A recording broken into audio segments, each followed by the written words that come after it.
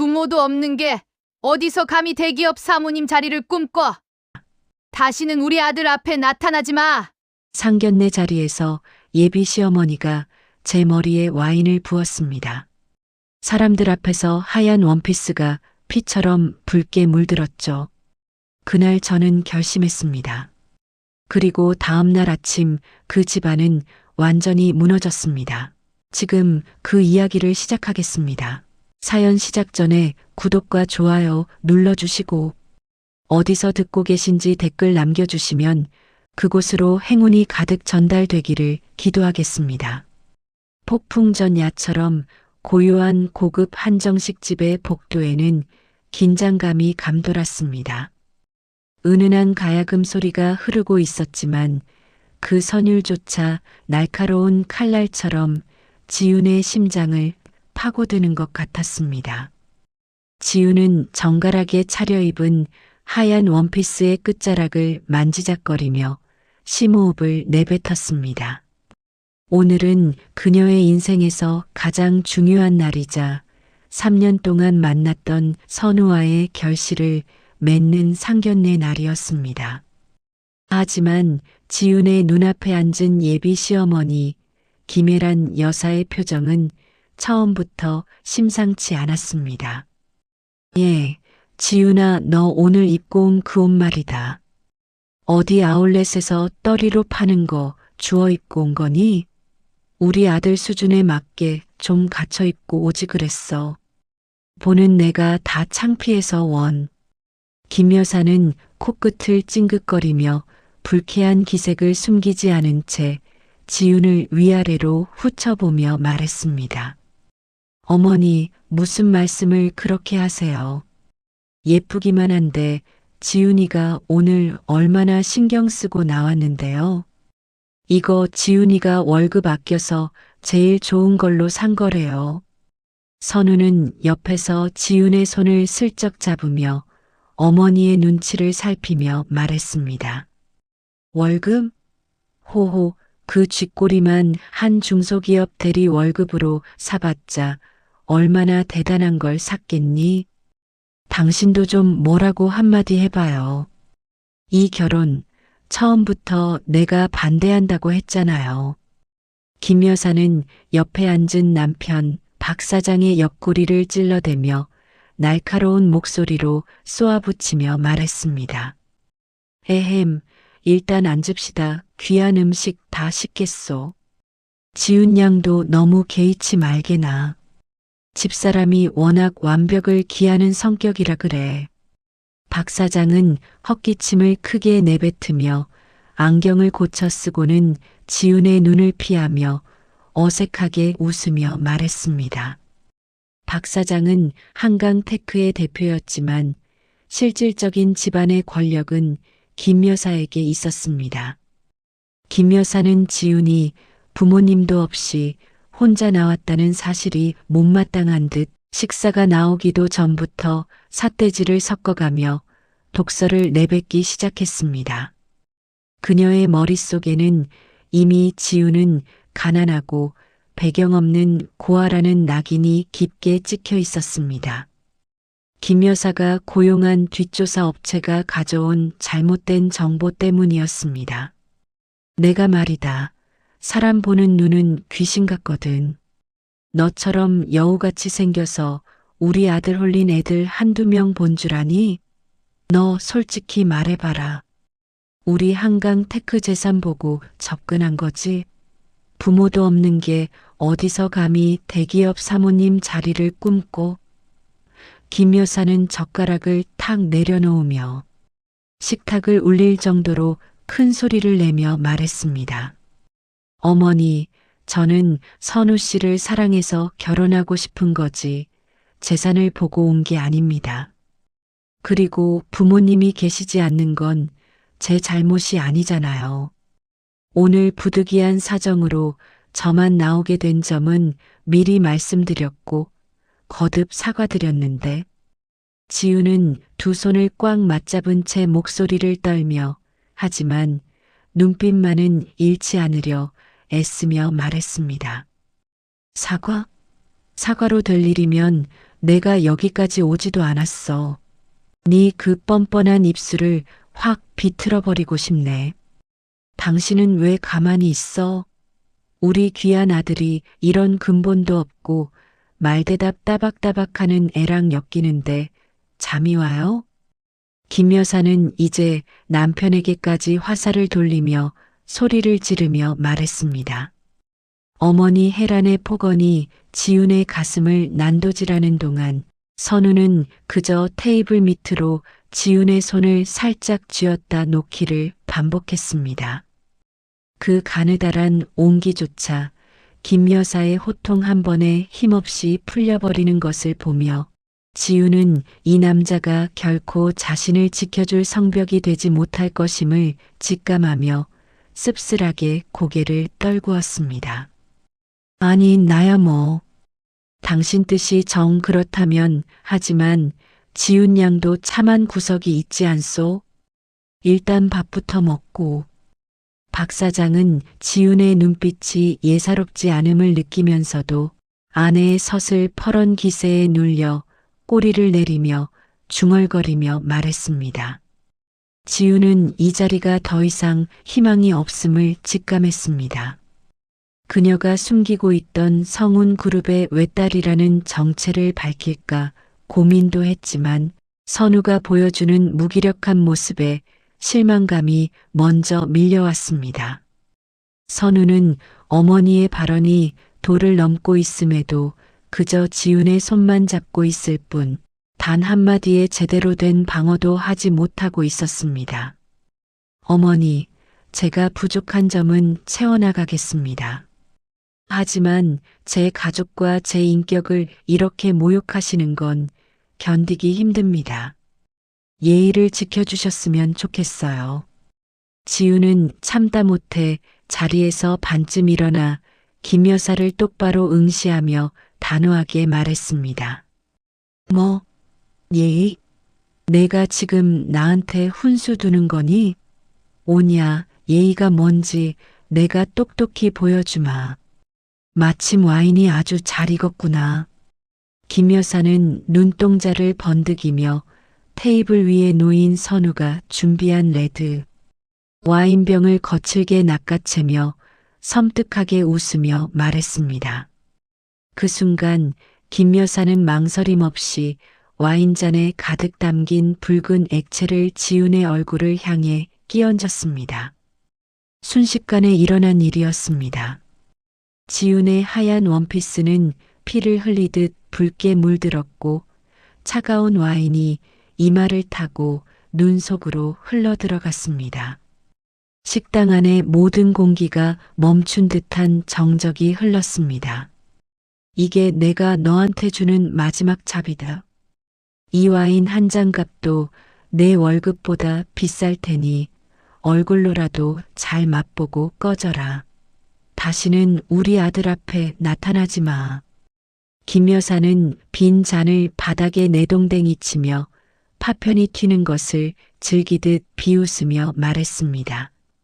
어머니, 지금 제정신이세요? 지훈아, 어떡해. 눈 좀 떠봐.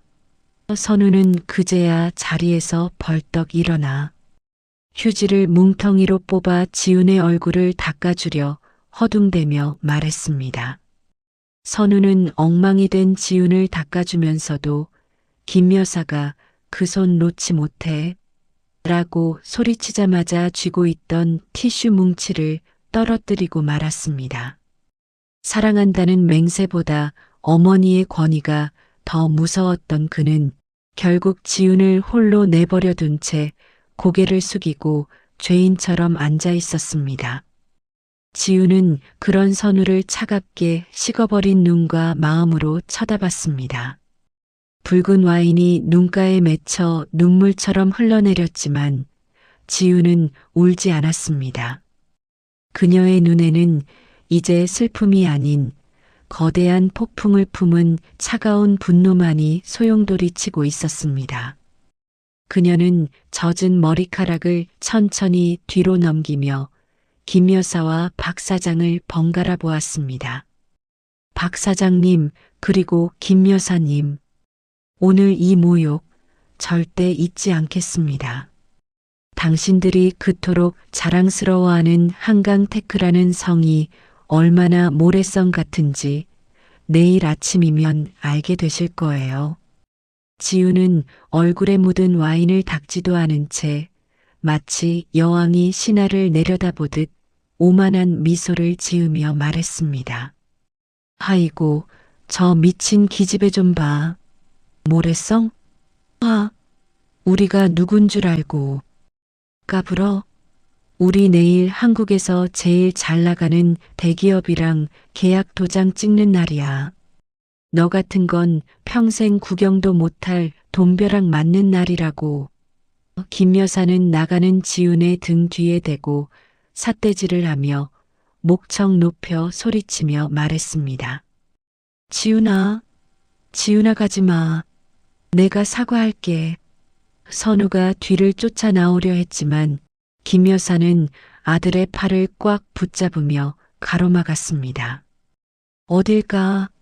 저런 근본 없는 애는 오늘 매를 맞아야 정신을 차리는 거야.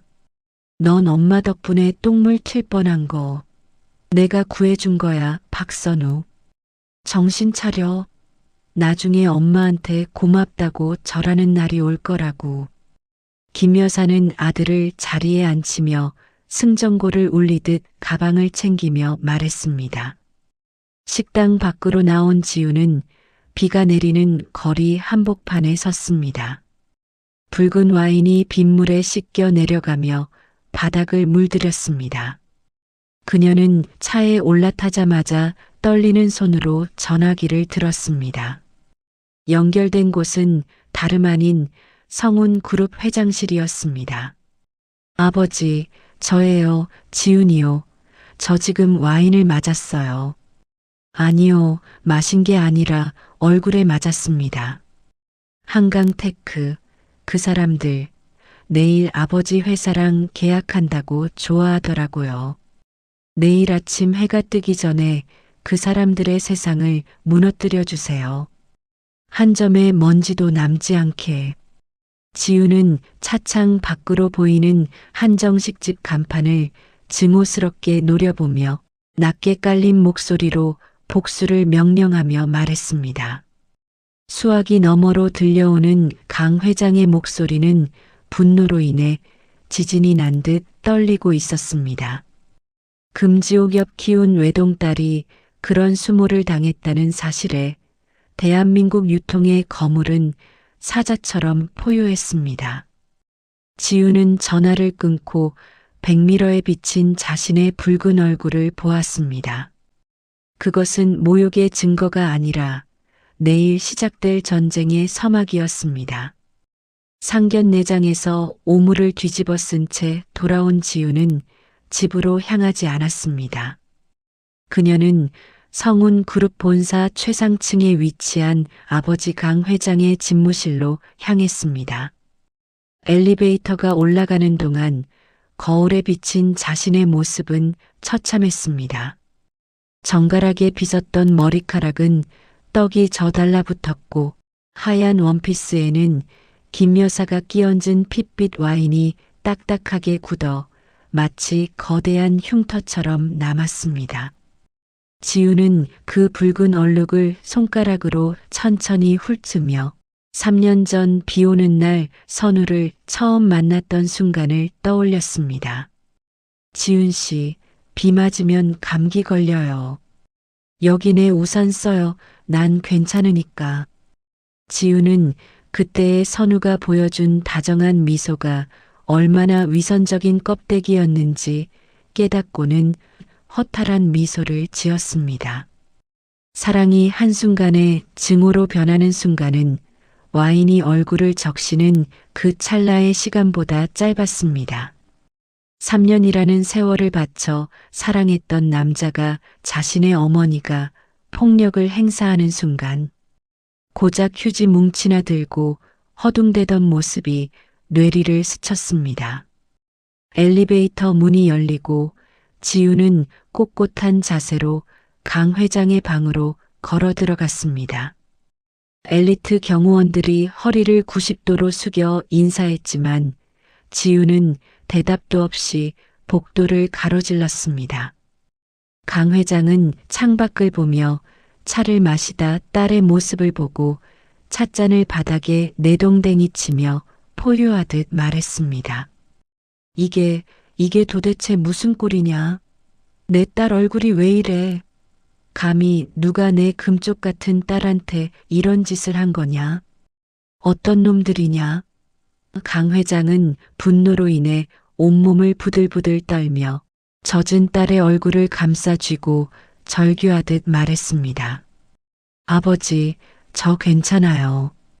그냥 제가 선택한 사랑의 대가가 이 정도라는 걸 오늘 똑똑히 배웠거든요. 저 사람들이 누군지, 그리고 제가 누군지 잠시 잊고 살았던 제 잘못이에요. 이제 제가 직접 끝내고 싶어요. 한 점의 자비도 남기지 않고요. 지우는 강 회장의 손을 부드럽게 떼어내며 감정이 메마른 차가운 목소리로 대답하며 말했습니다. 한강테크? 그 구멍가게 같은 회사가 감히 내 딸 얼굴에 낙인을 찍어? 김비서, 당장 들어와. 내일 아침 9시 한강테크와 예정된 모든 협력 계약을 전면 파기해라. 그리고 그동안 지원했던 저금리 대출 자금 300억 원도 즉시 일시 상환. 청구해. 담보로 잡은 공장 부지랑 본사 건물 단 1원이라도 부족하면 바로 경매 절차 밟아버려. 강 회장은 책상을 부서질 듯 내리치며 분노로 인해 핏발선 눈으로 비서를 향해 고함 지르며 말했습니다. 알겠습니다, 회장님.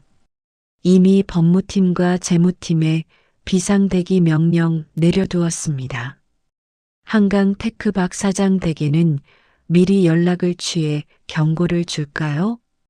김 비서는 고개를 깊게 숙인 채 차분하지만 묵직한 목소리로 물으며 말했습니다. 아니, 전할 필요 없다. 내일 아침 그들이 가장 행복한 순간에 가장 깊은 나락으로 떨어지는 걸 실시간으로 보게 해줄 거다. 지훈아, 넌 가서 씻고 쉬거라. 내일은 내가 직접 그들을 사냥할 차례니까. 강 회장은 딸의 어깨를 꽉 쥐어주며 낮지만 살벌한 분노를 억누르며 말했습니다. 한편 다음 날 아침 김 여사는 어제의 소동은 꿈에도 생각하지 못한 채 청담동의 최고급 에스테틱 샵에서 여유롭게 전신 마사지를 받고 있었습니다. 그녀는 주변 사모님들이 들으라는 듯 큰 목소리로 어제 자신이 저지른 만행을 영웅담처럼 늘어놓고 있었습니다. 예, 오사모 내 말 좀 들어봐. 어제 상견례 자리에서 그 되바라진 고한연 기를 아주 제대로 죽여놨잖아.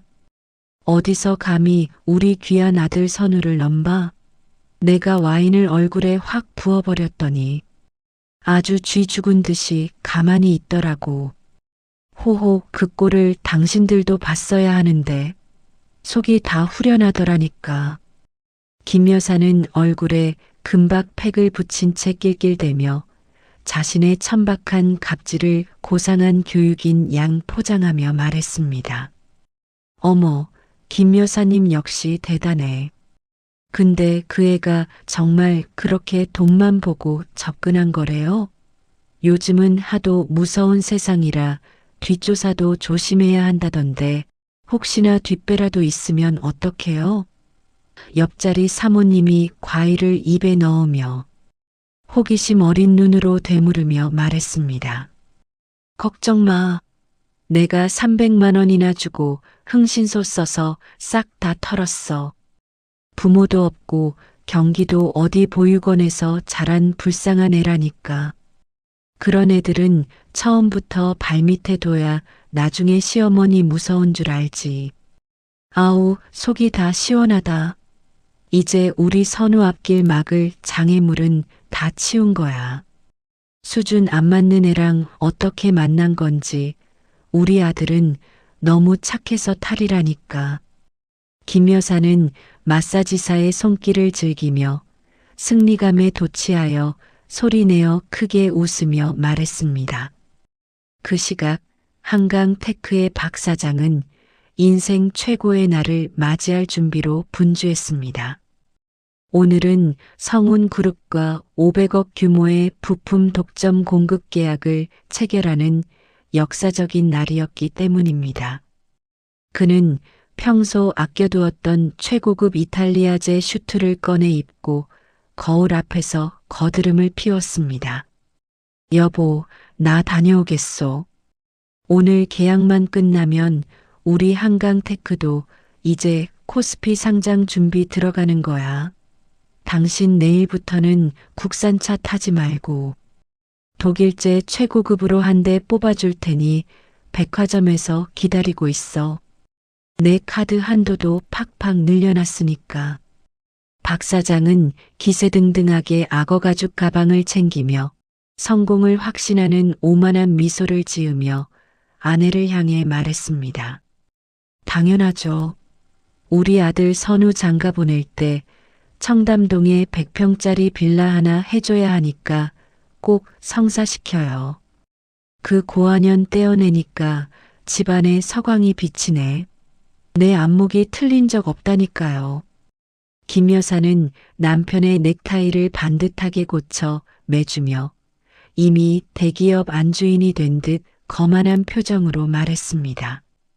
박 사장이 회사에 도착했을 때 로비는 평소보다 활기차야 했지만 어딘가 모르게 싸늘했습니다. 비서들은 사색이 된 얼굴로 자기들끼리 귓속말을 주고받고 있었고 입구에는 검은 정장을 입은 성운 그룹 소속 변호사들과 법원 압류 집행관들이 줄지어 서 있었습니다. 아니, 이분들이 왜 여기? 김 변호사님, 아직 계약 시간 전인데 벌써 오신 겁니까? 성격도 급하시네. 자, 제 집무실로 모시겠습니다. 최고의 차를 준비해 놨습니다. 박 사장은 당황스러운 기색을 숨기며 억지 미소를 지어 보이며 말했습니다. 박 사장님, 착각하지 마십시오. 저희는 계약하러 온 게 아닙니다. 성운 그룹 전략 기획실에 공식 공문을 전달하러 왔습니다. 귀사와 체결했던 모든 협력 관계를 이 시각부로 전면 파기합니다. 또한 지난 3년간 귀사에 지원된 투자금 및 대출금 300억 원에 대한 즉시 상환 청구서를 가져왔습니다. 연체 이자까지 합산하면 정확히 315억 8천만 원입니다. 성운 측 변호사는 감정 없는 로봇 같은 목소리로 서류 뭉치를 박 사장의 가슴팍에 내밀며 말했습니다. 이게 무슨 마른 하늘의 날벼락 같은 소리요. 어제까지만 해도 강 회장님이 직접 축전을 보내주겠다고 하셨는데 뭔가 오해가 있는 거 아니오? 강 회장님 좀 만나게 해줘요. 내가 직접 통화하겠소. 이건 무효야. 박 사장은 서류를 바닥에 떨어뜨린 채 다리가 풀려 바닥에 주저앉으며 절규하듯 소리치며 말했습니다. 회장님은 바쁘셔서 직접 나오지 않으셨습니다. 대신 이번 사건의 정권을 위임받으신 전략기획실장님께서 직접 오셨습니다. 아마 지금쯤 로비에 도착하셨을 겁니다. 저기 오시는군요. 변호사는 시계를 확인하며 차갑게 대답하며 말했습니다. 그 순간 로비의 육중한 회전문이 열리며 화려한 스포트라이트를 받는 것처럼 눈부신 여성이 걸어 들어왔습니다. 어제의 젖은 머리카락과 와인 얼룩은 온데간데 없이 머리부터 발끝까지 수천만 원대의 맞춤 정장과 다이아몬드 귀걸이로 무장한 강지윤이었습니다. 그녀의 뒤에는 10여 명의 비서와 건장한 경호원들이 군대처럼 뒤를 따르며 로비 전체를 압도했습니다. 지훈아, 내가 왜 여기에? 아니, 내가 어떻게 성운 그룹 차를 타고 내려? 내가 왜 거기 섞여 있는 거야? 박 사장은 자신의 눈을 의심하며 안경을 닫고 다시 지훈을 바라보며 헛소리를 하듯 말했습니다. 박 사장님, 예우를 지키시죠. 전성훈 그룹 전략 기획실장 강지훈입니다. 아, 제 성이 강 씨인 건 이제야 아셨나요? 제 아버지 강 회장님은 남의 귀한 딸 얼굴에 와인을 붓는 예의 없는 사람들과는 사업을 논할 가치도 없다고 하시네요. 그 무식함이 회사를 망친 겁니다. 지우는 박 사장을 스쳐 지나가며 얼음장 같은 미소를 짓고는 눈길조차 주지 않은 채 차갑게 말했습니다. 뭐, 강 회장 딸? 내가 성운의 외동딸이라고? 지훈아, 아니 실장님, 이건 오해입니다. 제 아내가 미쳐서 그런 거예요. 제가 지금 당장 아내를 데려와 무릎이라도 꿇리겠습니다. 제발 살려주세요. 우리 직원들이 몇 명인데 이러십니까? 박 사장은 지훈의 구두 앞까지 기어와 바짓가랑이를 붙잡으며 비굴하게 통곡하며 말했습니다. 무릎은 당신 아내가 꿇어야죠. 아, 그리고 박 사장님. 지금 당신 아내분이 에스테틱에서 나와 명품관으로 향하고 있다던데 그 카드들도 방금 다 정지시켰습니다. 이제 한강테크의 이름으로 쓸 수 있는 돈은 단일전도 없을 거예요. 당신이 평생 쌓아 올린 공장, 건물, 그리고 그 오만한 자존심까지 내가 오늘 전부 압류하겠습니다. 당신 아들에게도 전하세요. 횡령죄로 고소하기 전에 사표부터 내라고요.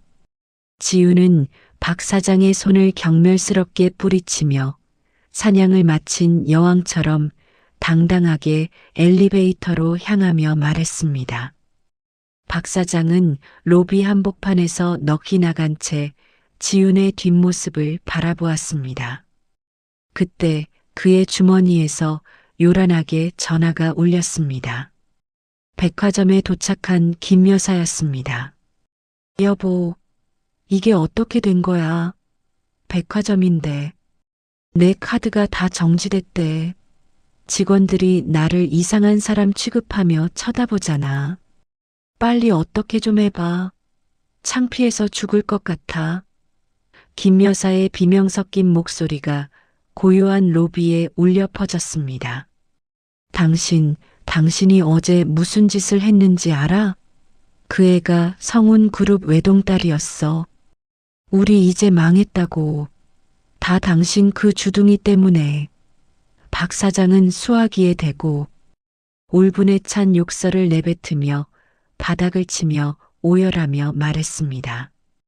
김 여사는 백화점 명품관 한복판에서 전화를 든 채 그대로 굳어버렸습니다. 주변에 있던 점원들과 손님들이 수군거리며 그녀를 쳐다보기 시작했습니다. 저 사모님 카드 한도 초과인가 봐.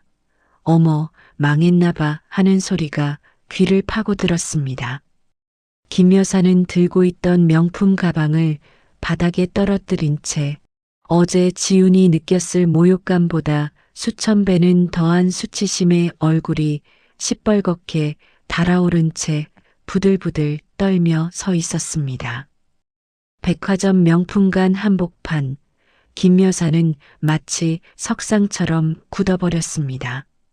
그녀의 손에 들린 한도 초과된 블랙카드는 이제 아무런 힘도 없는 플라스틱 조각에 불과했습니다.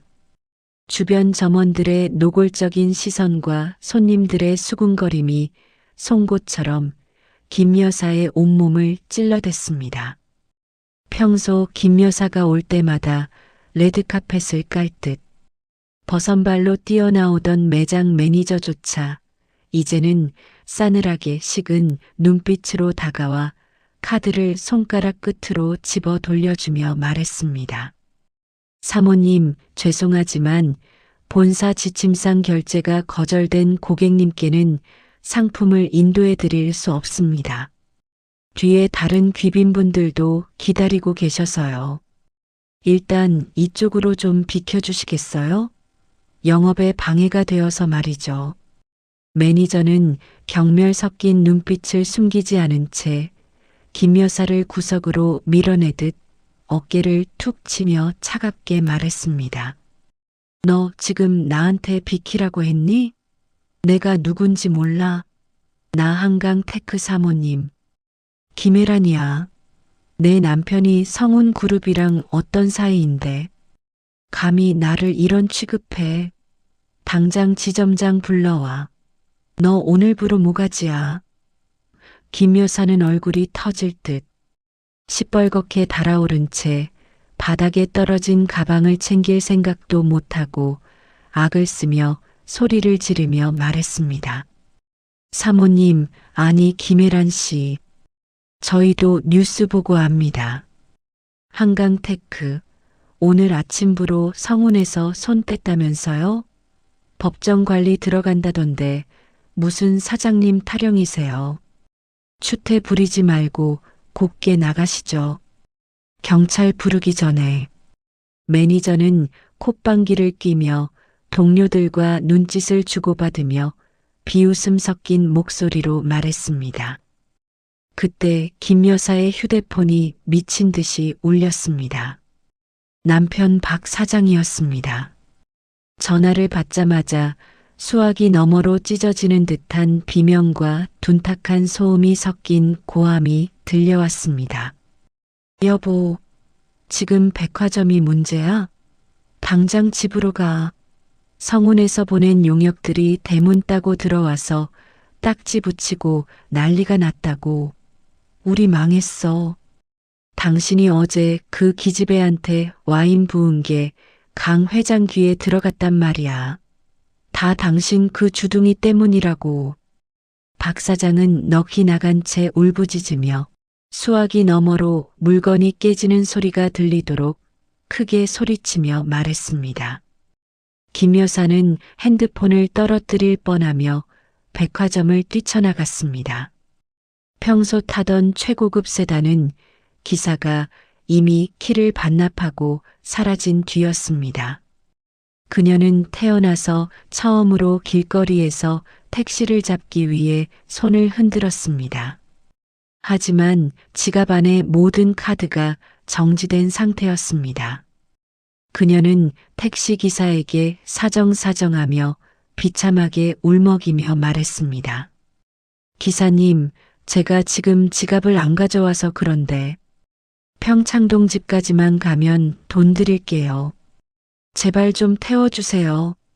제가 누군지 아시죠? 한강 테크 사모님이에요. 김 여사는 헝클어진 머리칼을 쓸어 올린 여유도 없이 차창을 두드리며 다급하게 소리치며 말했습니다. 아줌마, 무슨 사모님 타령이야? 내가 아줌마를 어떻게 알아? 돈 없으면 내려요. 공짜 손님 안 받으니까. 택시기사는 김 여사를 밀쳐내듯 문을 닫고 떠나버렸습니다. 평생 단 한 번도 남에게 고개 숙여본 적 없는 김 여사는 청담동에서 평창동까지 화려한 명품 힐을 신은 채 절뚝거리며 걷기 시작했습니다. 발꿈치가 까져 피가 흘러 명품 구두를 벗어던지고 맨발에 땀 범벅이 된 채로 집에 도착했을 때 그녀를 맞이한 건 지옥보다 더한 풍경이었습니다. 대문 기둥부터 정원의 소나무 한 그루까지 마치 붉은 꽃이 핀 듯 압류 딱지가 덕지덕지 붙어 있었습니다. 김 여사는 마당에 내팽개쳐진 자신의 값비싼 외제 가구들을 보며 비명을 지르며 인부들에게 달려들며 말했습니다. 이게 무슨 짓이야? 내 허락도 없이 누구 맘대로 내 귀한 가구에 손을 대. 이거 나. 이 양반들아. 내가 누군 줄 알고. 이래. 김 여사는 인부들의 옷자락을 쥐어뜯으며 악을 쓰며 말했습니다.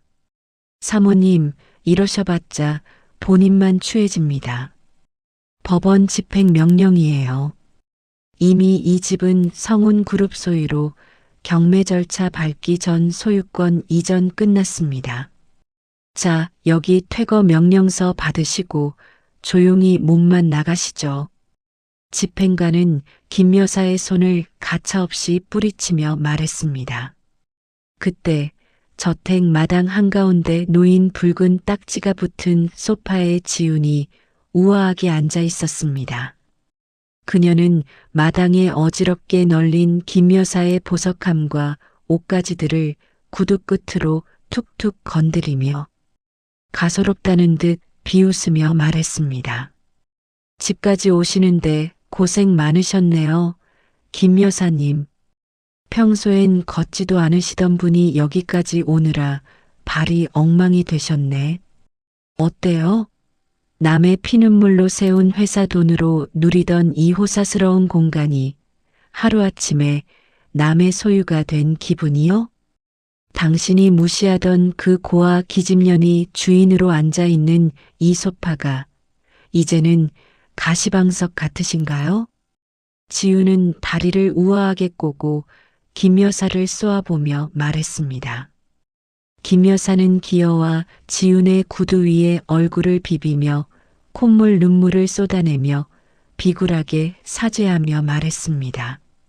지훈아, 아니 실장님. 내가 미안하다. 내가 눈이 삐었었나 봐. 내가 내 얼굴에 와인 부은 거 10병 아니 100병이라도 똑같이 맞아줄게. 나를 때려도 좋아. 제발 우리 선우랑 회사만은 살려줘. 그 애는 아무 죄 없어. 지우는 그런 김 여사의 손을 구두 끝으로 살포시 밀어내며 잊고 싶었던 2년 전의 기억을 꺼내기 시작했습니다. 미안하다는 말 참 쉽네요. 2년 전 추석 때 기억나세요? 선우 씨랑 정식으로 인사드리러 왔을 때 저를 부엌으로 밀어넣으며 하셨던 말씀요. 고아라 배운 게 없을 테니 오늘부터 우리 집 가도를 몸으로 익혀라라며 하루 종일 전 500장을 붙이게 하셨죠. 기름 냄새가 몸에 배어 구역질이 나는데도 당신은 가족들이랑 거실에서 웃고 떠들며 제 뒷담화를 하셨잖아요. 저런 애는 부려먹는 맛에 며느리 삼는 거다라며 낄낄대던 그 소리, 제 가슴에 대모처럼 박혔어요. 그건 시어머니 될 사람이 며느리 교육 좀 시키려고 했던 거지. 지훈아, 내가 너 미워서 그런 게 아니었어. 정말이야. 김 여사는 헝클어진 머리카락을 쥔 채 비굴한 변명을 늘어놓으며 말했습니다. 교육요? 그럼 제 생일날 선우 씨 몰래 저를 백화점으로 불러내서 당신 친구들 쇼핑백 짐꾼 시키신 건요? 화장실 앞에서 당신들 가방 지키고 서 있던 제 뒤통수에 대고 쟤는 공짜로 밥 먹여주면 저런 일이라도 해야지라며 웃으시던 그 웃음소리가 아직도 귓가에 생생하네요. 그때 제가 들고 있던 가방이 12개였어요. 손가락이 끊어질 것 같았는데 당신은 고맙다는 말 대신 제 구두가 낡았다고 타박만 하셨죠. 오늘 당신이 걸어온 그 길이 제가 그때 가방 들고 걸었던 길보다 짧을 텐데 벌써 죽는 소리를 하시네요. 당신 친구들한테도 전화해 보세요. 누가 당신 택시비라도 빌려주나. 지우는 김 여사의 눈을 똑바로 응시하며 분노가 서린 차가운 미소를 지으며 말했습니다. 지우는 멈추지 않았습니다. 이야기는 1년 전 김 여사의 환갑잔치 때로 이어졌습니다. 제 정성이 담긴 목걸이를 보시고 당신이 하셨던 행동 잊으셨나요? 손님들이 다 보는 앞에서 어디서 이런 싸구려 가짜를 가져와서 내 목을 더럽히니? 라며 쓰레기통에 던지셨죠. 사실 그건 제가 우리 엄마가 생전에 가장 좋아하셨던 거였어요. 당신은 그날 제 진심뿐만 아니라 돌아가신 제 어머니까지 모욕하신 거예요. 그 목걸이를 쓰레기통에서 꺼내며 제가 무슨 생각을 했는지 아세요? 당신을 똑같은 쓰레기통에 쳐넣어 주겠다고 맹세했어요. 이제 그 맹세가 이루어지는 날이네요. 김 여사는 할 말을 잃은 듯 입을 벌린 채 바들바들 떨었습니다. 그 순간 선우가 저택 앞으로 달려왔습니다. 어제의 그 세련됐던 모습은 간데없고 땀과 눈물로 범벅이 된 채 지나가는 사람들의 구경거리가 되어 있었습니다. 지훈아, 아니 강 실장님, 제발 한 번만 저를 봐주세요. 우리 엄마가 하신 일 제가 대신 무릎 꿇고 빌겠습니다. 우리 아버지 쓰러지시면 어떡합니까? 저랑 보낸 3년이 그렇게 아무것도 아니었나요? 선우는 지훈의 구두 앞까지 기어와 바닥에 머리를 짓지으며 처절하게 애원하며 말했습니다. 선우 씨, 사랑을 말하기엔 당신 손이 너무 더럽네요. 당신이 어머니 사치 뒷바라지하고 노름빚 갚아주느라 회사 공금 20억 횡령한 거, 그거 내가 모를 줄 알았어요? 당신이 내 인생에서 꺼져줄 때 쓸 가장 확실한 쓰레기 봉투였어요. 당신이 나를 사랑했다면 당신 어머니가 나를 짐꾼 취급할 때, 나를 부엌대기로 부려먹을 때 한 번이라도 나를 지켜줬어야죠. 당신은 방관자였고 공범이었어요. 지우는 얼음장 같은 목소리로 선우의 치부를 만천하에 공개하며 차갑게 말했습니다. 박 사장은 넋이 나간 표정으로 대문을 들어섰습니다. 그의 손에는 주주총회 해임 통지서가 들려 있었습니다. 여보, 우리 이제 어디로 가? 우리 선우는 검찰청으로 압송됐다는데. 우리 진짜 다 끝난 거야? 30년 동안 내가 어떻게 키운 회사인데. 박 사장은 비틀거리며 아내 곁에 주저앉아 통곡하며 말했습니다. 창피한 건 아시나 보네요. 어제 제 얼굴에 와인 부으실 때는 식당 사람들이 다 보고 있었는데 그때 제 심정은 어땠을 것 같아요? 자, 이제 무대에서 내려오실 시간입니다. 김 비서님, 여기 쓰레기들 다 치워주세요.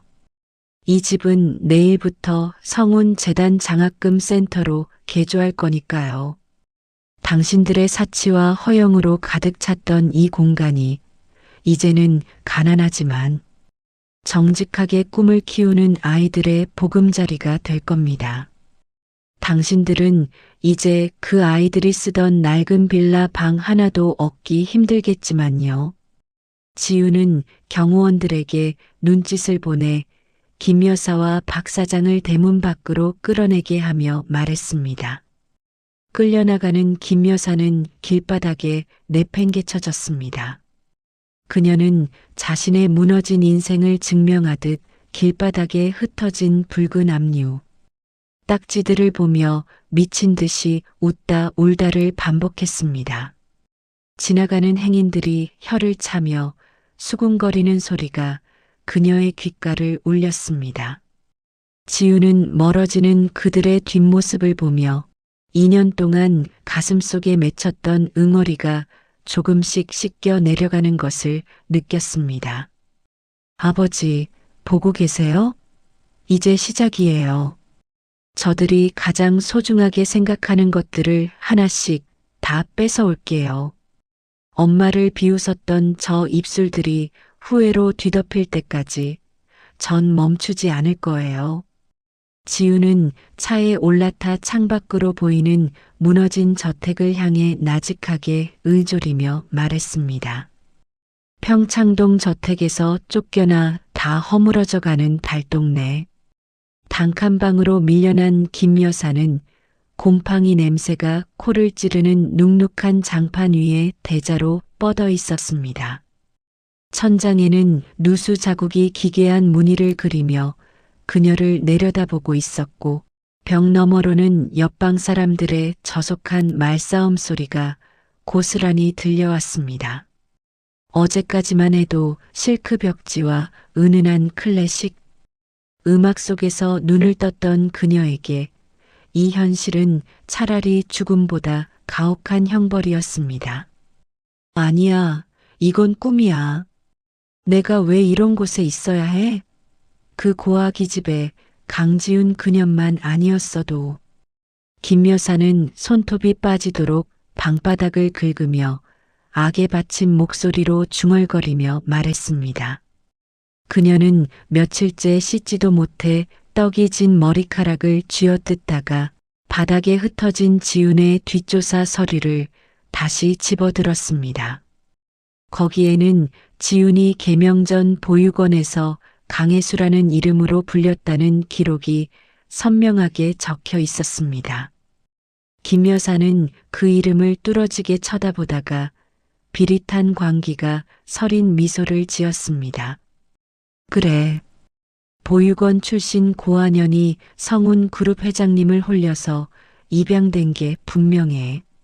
내가 이 사실을 세상에 알리면 강 회장도 체면 때문에 전연 파양할걸? 대한민국 1등 기업 실장이 근본도 없는 고아라니 주주들이 가만히 있겠어? 이건 사기 입양이야. 김 여사는 낡은 핸드폰을 들어 어딘가로 전화를 걸며 마지막 발악을 준비하며 말했습니다.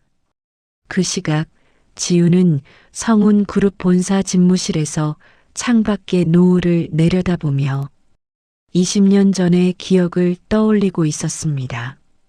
지훈은 정말 이름 없는 보육원의 외로운 아이였습니다.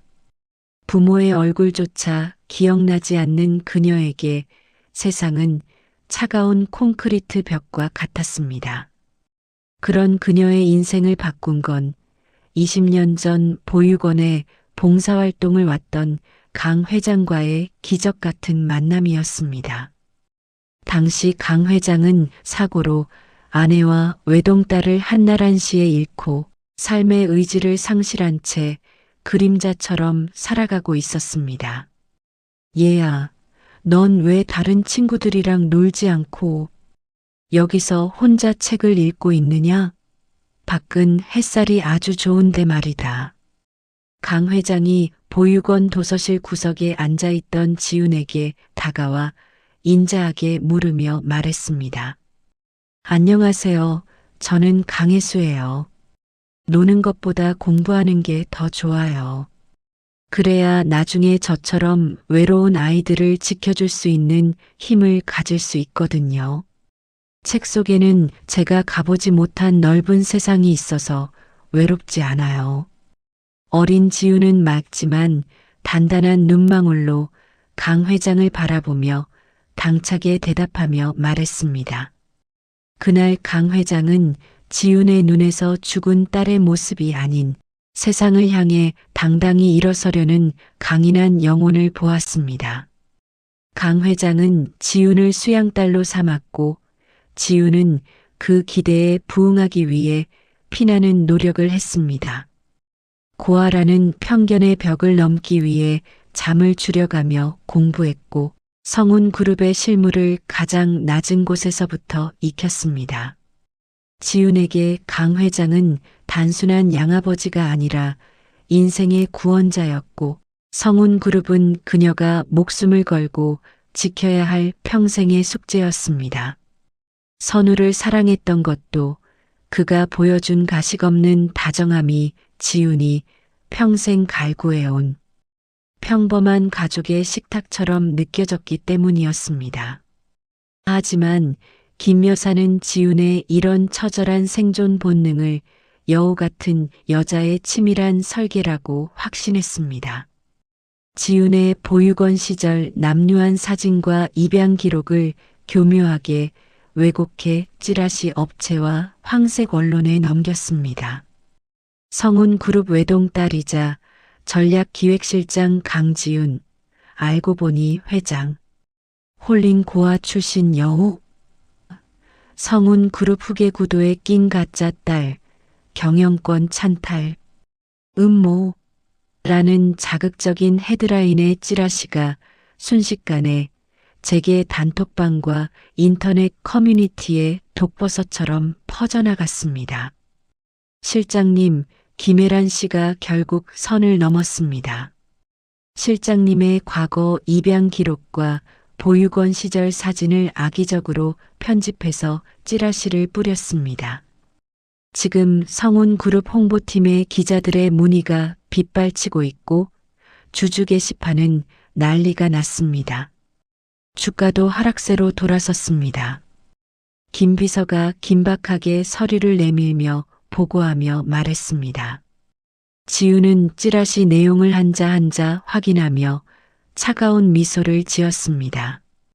분노보다는 오히려 김 여사의 수준 낮은 공격에 실소가 터져나왔습니다. 결국 가장 천박한 방법을 택했네요. 제가 고아라는 게 부끄러운 일인 줄 아나 보죠?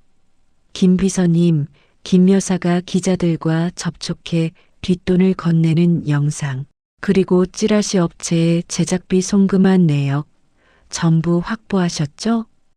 이제 그 찌라시가 누구의 목을 겨누는 칼날이 될지 똑똑히 보여줄 차례예요. 지우는 흔들림 없는 눈빛으로 창밖을 응시하며 단호하게 말했습니다. 다음 날 아침 김 여사는 지훈의 집무실로 당당하게 걸어 들어왔습니다. 비서진의 제지도 뿌리치고 그녀는 광기 어린 눈으로 소리를 질렀습니다. 강지훈, 내 더러운 과거가 대한민국 천지에 다 까발려졌는데 아직도 그 자리에 뭉개고 앉아 있니? 회장님이 너 파양하신다더라. 고한연 주제에 어디서 감히 대기업 안주인을 꿈꿔. 내 상판 떼기만 봐도 가난찌든 내가 진동을 한다. 김 여사는 지훈의 책상 위에 찌라시가 출력된 종이들을 눈처럼 뿌리며 비웃으며 말했습니다. 지훈은 자리에서 천천히 일어나 김 여사 앞에 섰습니다. 그녀의 눈에는 흔들림 하나 없었습니다. 김혜란 씨, 정말 고맙네요. 제가 고아였다는 사실을 다시 한번 세상에 상기시켜 주셔서요. 맞아요. 저 보육원에서 자랐고 강 회장님께 입양됐어요. 전 그 과거를 단 한 번도 부끄러워한 적 없어요. 오히려 그 시절의 굶주림과 외로움이 저를 더 단단하게 만들었죠. 하지만 당신이 한 행동은 명백한 범죄예요. 남의 과거를 무기로 쓰는 건 비겁한 자들의 마지막 수단이죠. 지우는 김 여사의 눈을 똑바로 응시하며 서늘하게 말했습니다. 범죄? 무슨 범죄? 난 진실을 알린 공익 제보자야. 회장님도 곧 오신다니까 너 당장 짐 싸서 나가. 경비원 불러서 끌어내기 전에. 김 여사는 승리감에 도취하여 삿대질을 하며 소리쳤습니다. 그때 집무실 문이 열리고 강 회장이 굳은 표정으로 들어왔습니다. 김 여사는 강 회장에게 달려가며 아첨을 떨었습니다. 회장님, 뉴스 보셨죠? 저 기집애가 고아 출신인 거 숨기고 회장님 눈 가리고 아웅한 거요. 성운그룹 체면을 생각해서라도 당장 파양하셔야 합니다. 저런 근본 없는 애가 우리 선우 옆에 있었다니. 생각만 해도 끔찍합니다. 김 여사는 강 회장의 팔을 붙잡으며 호들갑을 떨며 말했습니다. 하지만 강 회장은 김 여사의 손을 거칠게 뿌리치며 김 비서에게 눈짓했습니다. 김 비서는 집무실 대형 모니터에 영상을 하나 띄웠습니다. 거기에는 김 여사가 찌라시 업체 직원에게 거액의 수표를 건네며 강지윤 매장시켜버려 성운그룹 회장이 파양할 수밖에 없게 아주 자극적으로 써 라고 말하는 생생한 현장이 고스란히 담겨 있었습니다. 김혜란 씨, 당신이 내 딸을 건드린 건 내 인생에서 가장 큰 실수를 한 거야. 지훈이는 내가 직접 고르고 키운 내 최고의 보물이야. 고아라는 게 뭐 어때서? 당신처럼 천박한 근본을 가진 사람보다 100배 1000배는 고귀해. 지훈이가 보육원에서 공부할 때 당신은 남의 돈 뜯어내고 갑질할 궁리나 하고 살지 않았나? 강 회장은 분노로 인해 온몸을 떨며 김 여사를 향해 불호령을 내리며 말했습니다. 회장님, 그게 아니라 저는 성운그룹을 위해서 지훈이 저 기집애가 거짓말로 회장님을 속인 거라고 생각해서 김 여사는 사색이 되어 변명하려 했지만 강 회장의 서슬 퍼런 기세에 눌려 무릎을 꿇으며 말했습니다. 성운그룹 법무팀은 김혜란 씨를 허위사실 유포 및 명예훼손, 업무방해죄로 이미 고소했습니다. 또한 당신 아들 박선우가 저지른 공금 횡령의 모든 지시가 당신 입에서 나왔다는 증거도 이미 검찰에 넘겼어. 당신 아들이 본인의 형량을 낮추기 위해 어머니가 시킨 일이라고 자백한 녹취록도 함께 말이야. 아들이 살기 위해 엄마를 버렸더군. 참으로 훌륭한 가정교육이야. 지우는 김 여사 앞에 수사관들이 들이닥치는 것을 보며 차가운 미소를 지으며 말했습니다. 그때 검찰 수사관들이 김 여사의 양팔을 붙잡았습니다. 김혜란 씨, 당신을 긴급 체포합니다. 당신 아들 박선우 씨가 이미 모든 증거를 제출했습니다. 본인이 구속을 피하기 위해 당신이 모든 것을 기획했다고 증언하더군요. 수사관은 김 여사에게 수갑을 채우며 엄중하게 말했습니다. 뭐, 우리 선우가? 그럴 리 없어. 내가 지를 어떻게 키웠는데.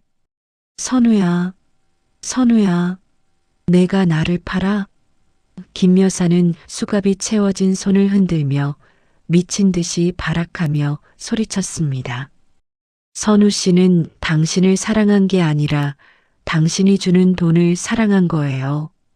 당신의 그 비뚤어진 자존심과 욕심이 결국 당신이 그렇게 애지중지하던 아들의 손으로 당신을 파멸시킨 거죠. 당신이 무시하던 고아 기집년이 주는 마지막 선물이에요. 감옥에서 당신 아들과 서로 원망하며 그토록 자랑스러워하던 한강 테크 사모님의 최후를 맞이하세요. 지우는 김 여사의 코앞까지 다가가 무너져 내리는 그녀의 눈을 응시하며 차갑게 속삭이며 말했습니다. 김 여사는 충격에 휩싸여 바닥에 주저앉았습니다. 선우가 내 아들이 나를 팔았다고? 아니야, 아니야. 김 여사는 짐승 같은 울음소리를 내며 통곡했지만 수사관들은 그녀를 거칠게 일으켜 세워 복도로 끌고 나갔습니다. 복도에 울려 퍼지는 비명은 점차 멀어져 갔습니다. 지우는 김 여사가 끌려나가는 뒷모습을 보며 긴 한숨을 내쉬었습니다. 20년 전 보육원 구석에서 책을 읽던 어린 혜수가 떠올랐습니다. 그때의 자신에게 잘 견뎌냈다고 말해주는 것 같았습니다. 이제 그녀는 더 이상 숨을 필요도 과거를 두려워할 필요도 없었습니다. 지우는 강 회장을 바라보며 처음으로 아이처럼 환한 미소를 지었습니다. 아버지, 고마워요. 저를 믿어주셔서요. 이제 정말 제 진짜 인생을 살 수 있을 것 같아요. 더 이상 도망치지 않고 당당하게요. 지우는 강 회장의 손을 꼭 잡으며 가슴 벅찬 목소리로 말했습니다. 지윤아, 넌 언제나 내 딸이었다. 고아라는 과거는 내가 얼마나 강한 사람인지 증명해 줄 뿐이야. 이제 그 무거운 짐 내려놓고 당당하게 성운의 미래를 이끌어라. 내 어머니 아버지도 하늘에서 이 모습을 보고 아주 기뻐하실 거다. 강 회장은 딸의 어깨를 토닥이며 인자하게 웃으며 말했습니다. 지우는 창밖의 석양을 바라보았습니다. 붉게 물든 하늘은 이제 상처가 아니라 새로운 시작을 알리는 노을이었습니다. 지우는 김 여사가 쓰레기통에 버렸던 그 진주 목걸이를 목에 걸었습니다. 성운 그룹 전략 기획실의 육중한 문이 열리고 초췌한 몰골의 선우가 비틀거리며 들어왔습니다. 며칠 전만 해도 한강테크 도련님로 불리며 잘 나가던 부잣집 아들 모습은 온데간데 없고 며칠 밤을 지새운 듯 퀭한 눈과 덥수룩한 수염만이 그의 처지를 대변하고 있었습니다. 지우는 정갈한 남색 슈트 차림으로 책상 앞에 앉아 서류를 검토하던 손길을 멈추고 그를 차갑게 응시했습니다. 선우 씨, 생각보다 빨리 오셨네요. 검찰 조사는 잘 받으셨나요? 당신이 빼돌린 20억의 행방, 이미 다 소상히 밝히셨다고 들었어요. 지우는 미동도 없는 무표정한 얼굴로 건조하지만 뼈 있는 목소리로 말했습니다. 지우나, 아니 강 실장님, 나 좀 살려줘. 우리 엄마 지금 경찰서에서 조사받다가 쓰러지셨어. 아버지는 뒷목 잡고 입원하셨고, 나 정말 죽고 싶어. 내가 다 잘못했어. 제발 우리 집안 압류만이라도 좀 풀어주면 안 될까? 선우는 바닥에 이마가 깨질 정도로 머리를 찌우며 처절하게 울부짖으며 말했습니다.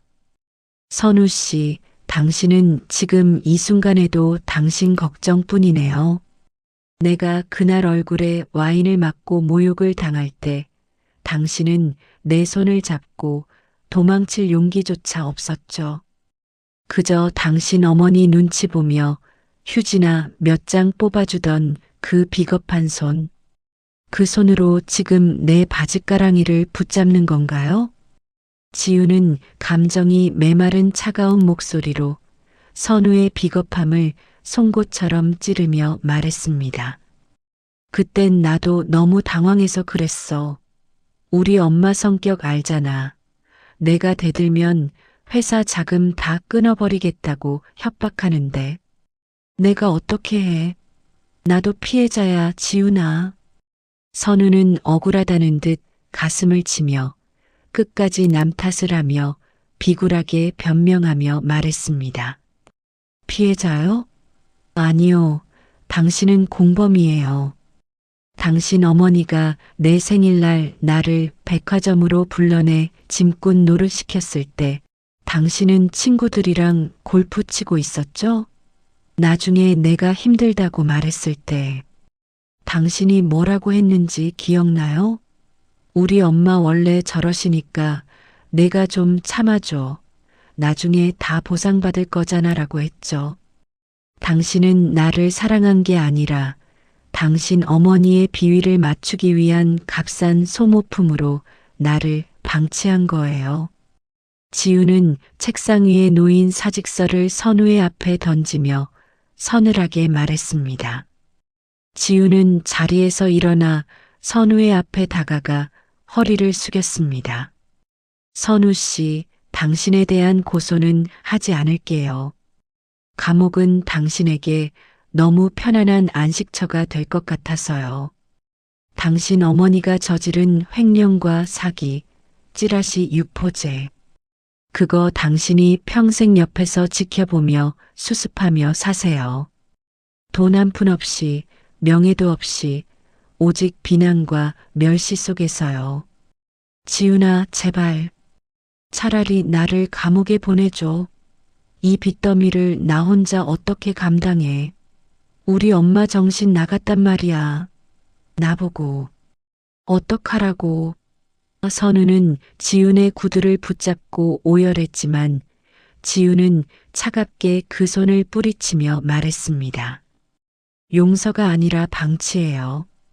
당신이 내 정체를 몰랐을 때 나에게 했던 그 방관, 이제 당신이 당신 인생에게 돌려받을 차례예요. 김 비서님, 이분 끌어내세요.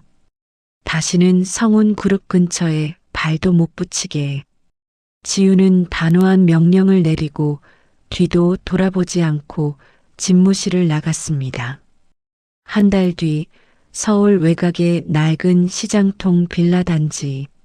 한 남자가 낡은 오토바이를 타고 배달통을 싣고 달리고 있었습니다.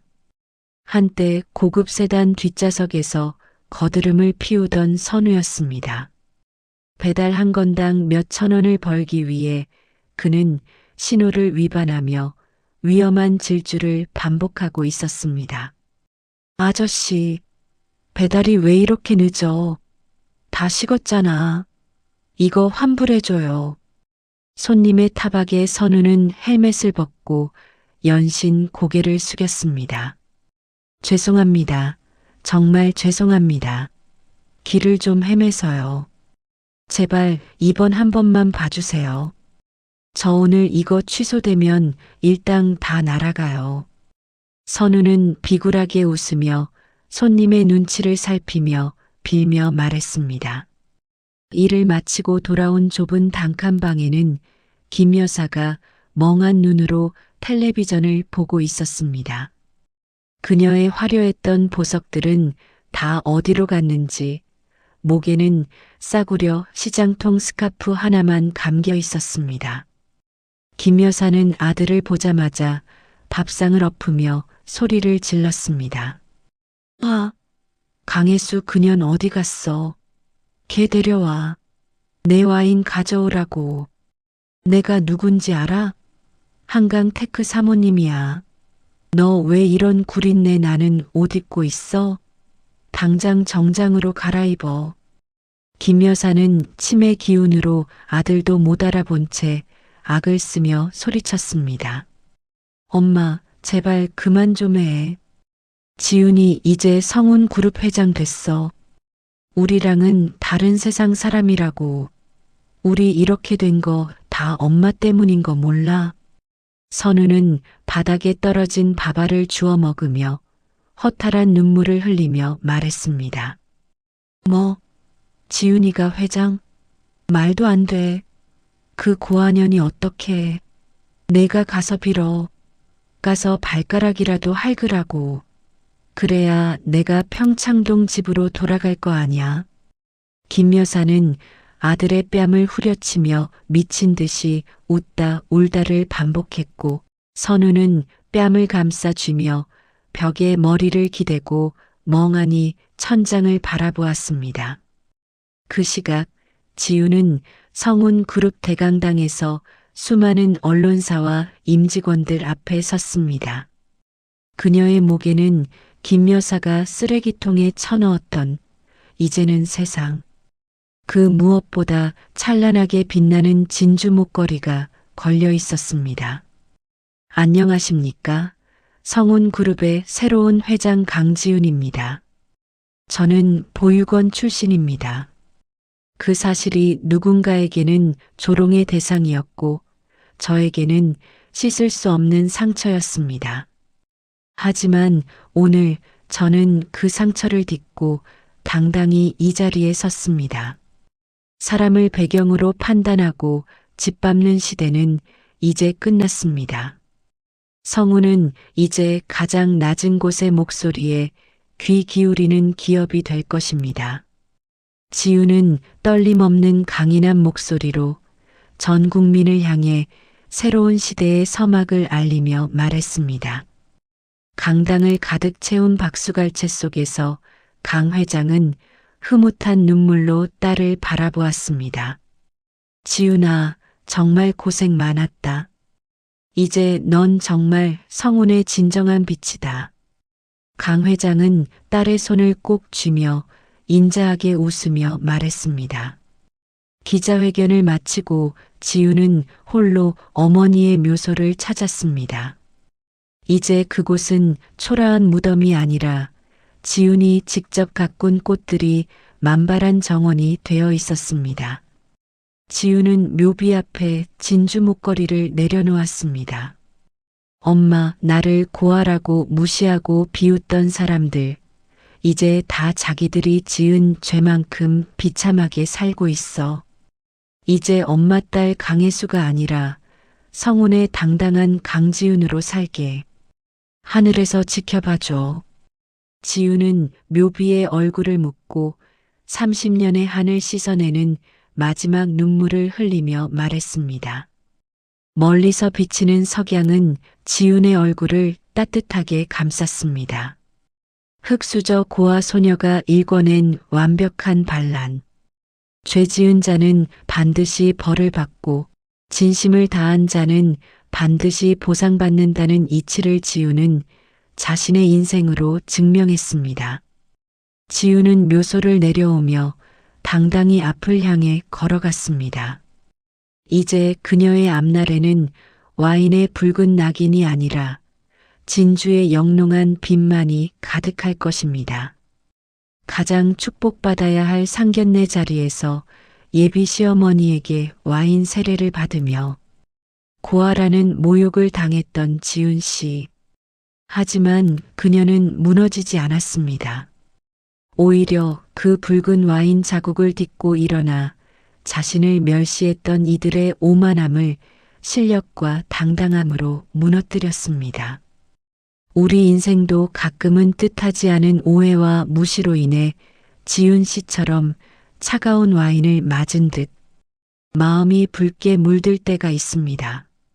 내가 무얼 잘못했길래 이런 대접을 받나 싶어 밤잠을 설치는 날도 있으실 겁니다. 하지만 오늘 지훈 씨가 보여준 것처럼 타인이 함부로 내뱉은 말과 행동이 결코 여러분의 가치를 결정할 수 없습니다. 진흙 속에서 피어난 연꽃이 더 고귀하듯 시련을 이겨내고 묵묵히 자신의 길을 걷는 여러분이야말로 세상에서 가장 빛나는 진주 같은 존재들입니다.